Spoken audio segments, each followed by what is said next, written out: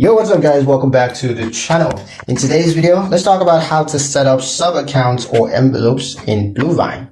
It's going to be a quick video. We're not going to waste much time on these topics. I'm just going to give you guys a very quick step-by-step guide on how to get this done. So let's get into it. The first step is to log into your Bluevine dashboard on the website or mobile app. Then go to accounts and look for the option to create sub accounts or envelopes. Now click add and then name your envelope. Common examples include taxes, emergency funds, or marketing budget. Now assign money to the envelope by transferring funds from your main account and then enter the amounts and just confirm the transfer.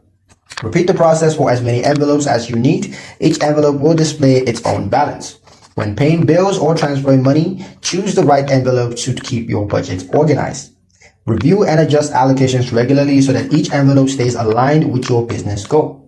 That's pretty much it for the video, guys. Hope you liked it. Hope you found the information here useful enough. If you did, like, share, and subscribe for more helpful tutorials. Thank you guys for watching, and I'll see you in the next one.